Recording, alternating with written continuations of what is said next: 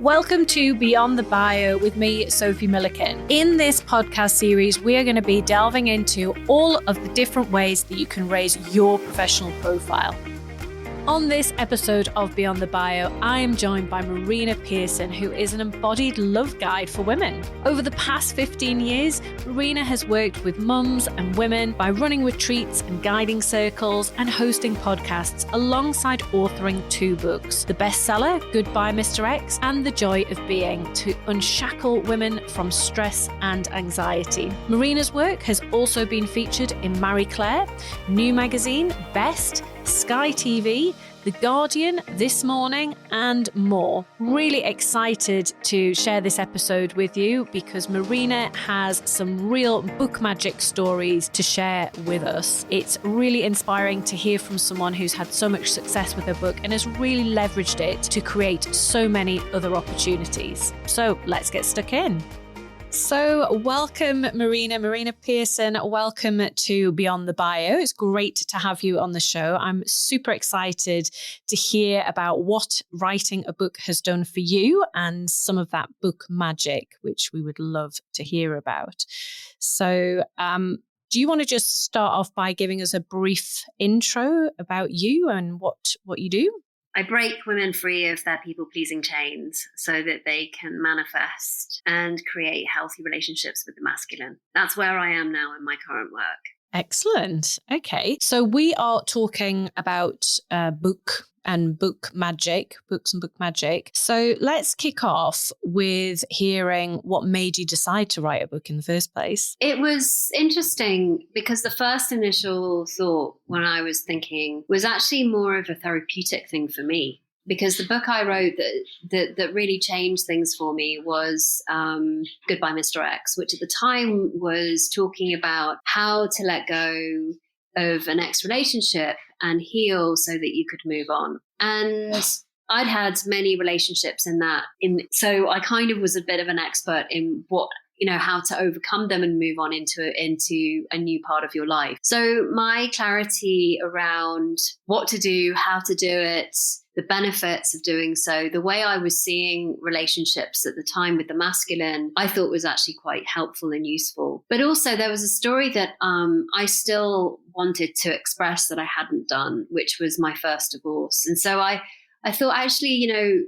it's helpful for me, but I think also what I've gleaned from my experiences will also be really helpful for others. My way of seeing this was very much from a place of empowerment, very much from a place of taking responsibility and not coming from a place of upset or victimhood or anything like that. And I thought actually there is a space for that too, for women to be able to move on in a really empowered and sovereign way where they can actually see their ex-relationships as a way to do the thing that they need to do in order to create what they really truly desire in a relationship. So it was really a personal thing. And then it sort of became much more of actually this can help other people too.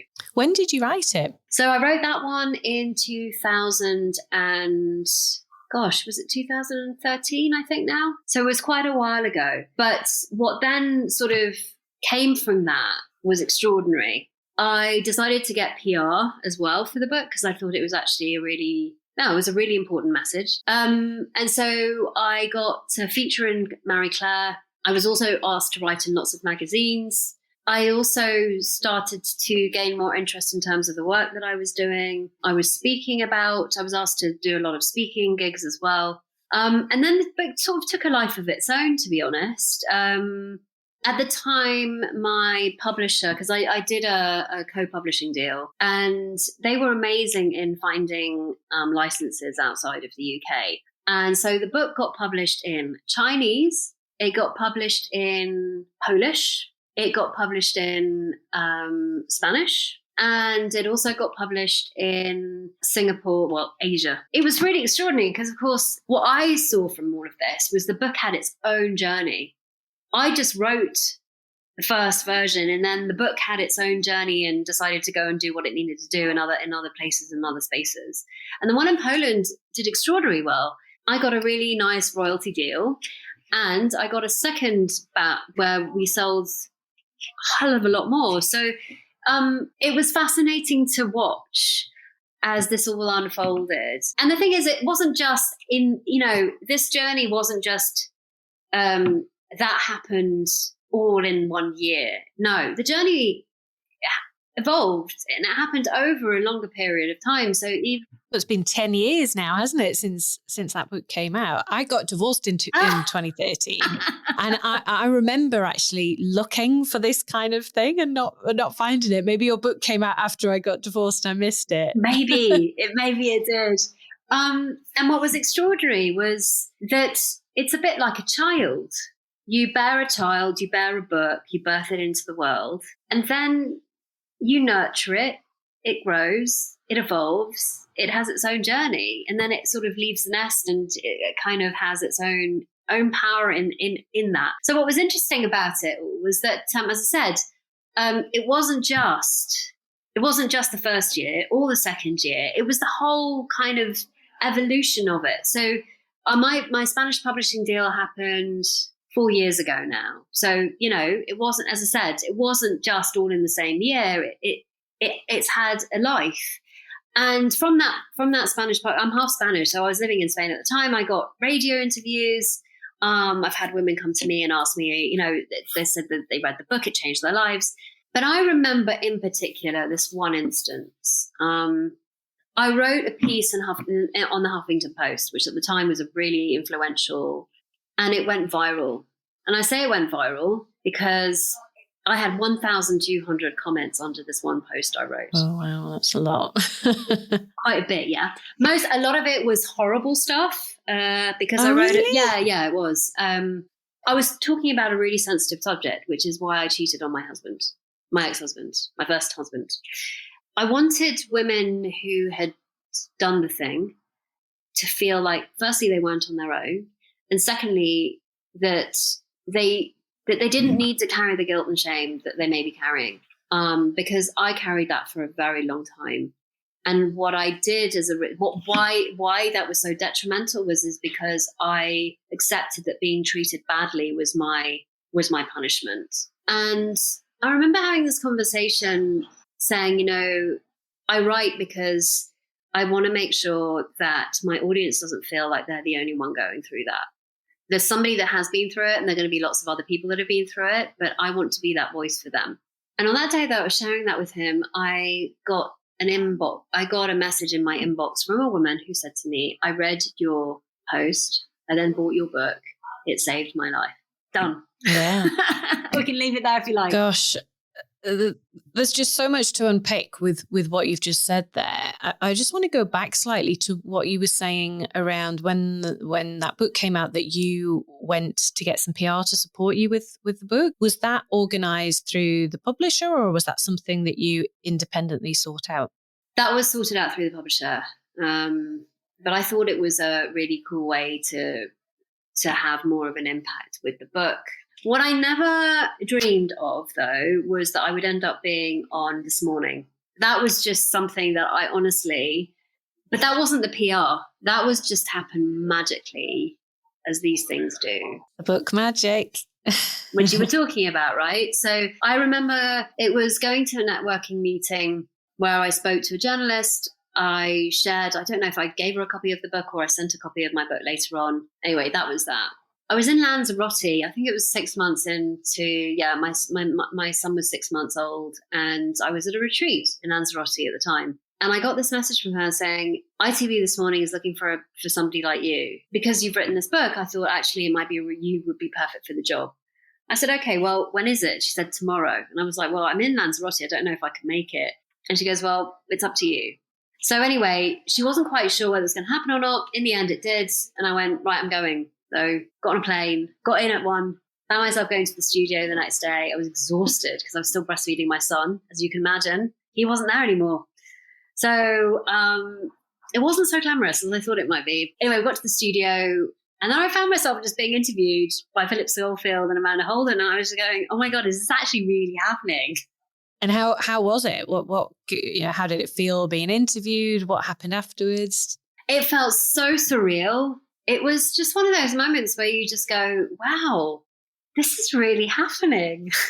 It was just really surreal. I can't actually use another word other than that, because I was sitting next to a woman who runs an organization that is she basically has a detective agency where she hunts down people like me. Oh, is this like the honey trapping kind of thing? Basically, to see if your partner's having an affair. Oh, right. Oh, did you have a clash with her on the sofa, or was it all quite good natured? It was all pretty good natured, because I understand that there's a truth that is available to everybody, and ultimately she's got her truth, I've got mine. There's a market for what she does, so that's all good. I think we were both there to share our part of that story, and I think it was a really interesting one. But it all came down to having written the book. Then from there, of course, having written the book and raised my profile, I got then interviewed for TV in the States, an interview on Sky TV as well. I was then asked, or I put myself forward for when Dent decided to establish themselves in Asia. I wanted to talk about profile because of what had happened, because of all of these experiences that I'd had. And then I got to speak in front of like 600 or 700 entrepreneurs on the stage. It's funny because you think it's linear. You think, I write a book, I get more clients. That wasn't the journey I went on. I went on a completely different journey, and I let it be what it needed to be. Do you feel like it's kind of guided you? So one thing happens, so you go on this morning, and then as a result of that, you then get other inquiries for other opportunities, and it's this kind of snowball effect. And, are you the kind of person that just basically says yes to them all and explores them and sees what happens? Yeah, why not? I mean, it's come into you. It's a gift from life, right? And so what was so funny, and this is the bit I haven't told you, Sophie, which I find absolutely even more magical. I was sitting on the sofa on my couch, exhausted, watching one morning after not having slept again, and gone, it'd be really cool to be on this program. Literally a week later, there I was. That is so surreal. So I'm open, because life is a real magical carpet ride. And ultimately, what then, as a result of all of these things that occurred from this, what I then realized is that expressing myself in any way I can to be of service to others is actually why I'm here. That journey that I was taken on really confirmed it for me. It sounds like you've had a really fun ride with the book, for sure. All sorts of different things have come off the back of that. What advice would you have if someone approached you and said they were thinking about writing a book? What would you tell them? I would say yes. I mean, if you're thinking about it, there's your answer. Yes. The other thing is, what I realized too is that it's such an amazing process to create, to firstly have all of that knowledge, all of that experience, to release it. It's a bit like creating space on your computer, because you've got all of this stuff going on in your head, and you're able to just share it and put it out there. It creates more space for new information to come in. For me, it really solidified a process. It organized a lot of what I was ruminating, having all up here, into something really concrete, tangible. And that was really key, because ultimately, if you want to share something with an audience, it has to have clarity. And there's nothing like writing things down to share and organize and put into paragraphs, put into chapters. There is something about your content, your seeing, your expression that gets organized. And that then can be created into a program, a talk, YouTube videos. It can be, Audible picked up on this one as well, actually. I'd forgotten to say that. They picked up on it, and they paid me to get my book on Audible. And would you say, have you made money from the book? I mean, you talk about some of the royalties there, and there's clearly a huge audience for it. Have you made more money from the book itself, or from the opportunities that's then allowed you to create in terms of, talks and programs and packaging it in with other things? Well, I'm a bit of a weird one, because I made more money from the book because of the licensing deals that I got. That's not to say that I didn't actually get clients from the other things, because I did. I made quite a bit of money from the book, yeah. But that's unusual. Most people don't. It is, yeah. So anyone listening, don't think it's going to be the ticket to make millions, but actually it can create lots of opportunities. And I guess to actually make money from the book itself is a bonus, because it's probably not why you wrote it in the first place. So exciting. So when's the new book coming out then, Marina? I'm figuring, I'm sort of coming out and birthing this into the world now. It's new for me too. So I'm exploring this. I'm exploring what that might look like. And what I want to do differently this time is that I would write the book and I didn't really have a huge audience. So what I'd like to do this time is actually build my audience first and then write it when there's people to read it. Because I think that's another important piece to this, is my sense is that while it can raise your profile, what I've seen with the people that have written books that already have a huge audience, that's where you can make the most impact with your book, because ultimately you've already got an audience that you can share that with. And I'd like to do it differently this time. So I'm birthing a new circle into the world right now called the Unshackled Expression Circle for women who have been suppressing their expression with the masculine. I really enjoyed hearing your examples and your stories, and your book has certainly taken you to some super interesting places. I will make sure that we have the links to your books in the show notes. Where is the best place for people to find you? Where do you hang out? They can find me on Facebook. I kind of hang out there. And then I've got a website called marinapearson.com. And if somebody wants to, they can take their little people-pleasing test there if they want to. Thank you so much, Marina, for joining me. This has been a great chat, and I'm sure it will have inspired people thinking about writing a book to get stuck in and get started. If you want to connect with Marina, you will find all of her details in the show notes. Thank you for listening.